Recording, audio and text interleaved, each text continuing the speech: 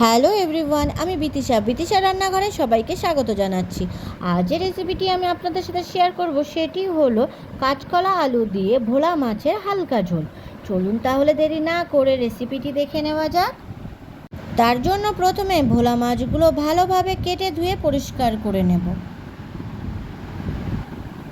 এরপর একটি পাত্রে মাছগুলো নিয়ে নেব।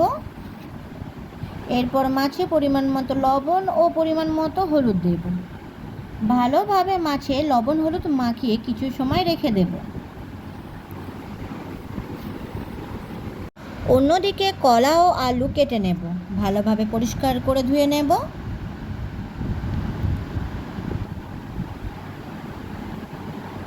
কড়াইতে পরিমাণ মতো সর্ষের তেল গরম করে নেব।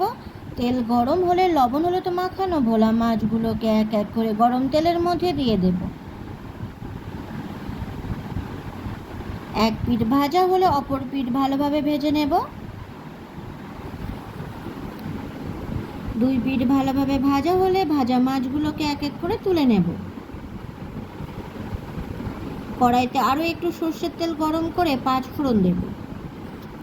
ফোড়ন ভাজা হলে দিয়ে দেব কাঁচকলা ও আলুর টুকরো। আলু ও কাঁচকলা আমি লম্বা লম্বা করে কেটে নিয়েছিলাম। কিছু সময় ভেজে নেব।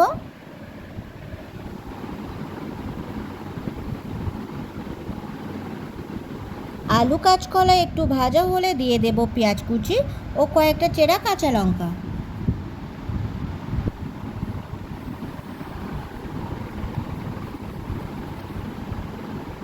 পেঁয়াজ কাঁচা লঙ্কা ভাজা হয়ে নরম হয়ে আসলে দিয়ে দেব পরিমাণ মতো লবণ ও পরিমাণ মতো হলুদ। লবণ হলুদ ভালোভাবে আলু কাঁচকলার সাথে মিশিয়ে নিয়ে আরও 4 থেকে 5 মিনিট ভেজে নেব।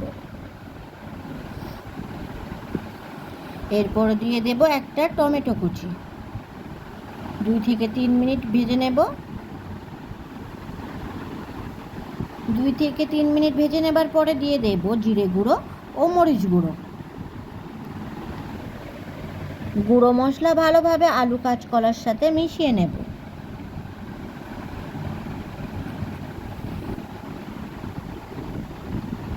কিছু সময় ভালোভাবে মশলা কষে নেবার পরে দিয়ে দেব পরিমাণ মতো জল।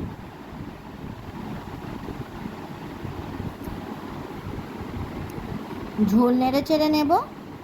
ঢাকা দিয়ে সিদ্ধ হতে দেব। কিছু সময় ভালোভাবে ফোটার পর ঢাকা খুলে নেব। ঝোল নেড়ে চেড়ে নেব। দেখে নেব আলু কাঁচকলা সিদ্ধ হয়েছে কিনা। আলু কাঁচকলা সিদ্ধ হয়ে গেছে। দিয়ে দেব ভেজে রাখা ভোলা মাছ।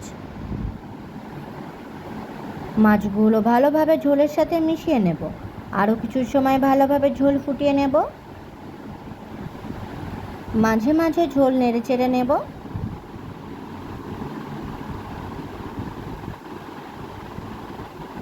ঝোল ভালোভাবে ফুটছে।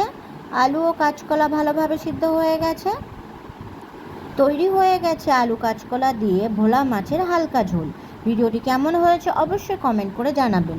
আর ভিডিওটি যদি আপনাদের ভালো লেগে থাকে তাহলে আমার চ্যানেলটিকে সাবস্ক্রাইব করতে একদম ভুলবেন না। ধন্যবাদ।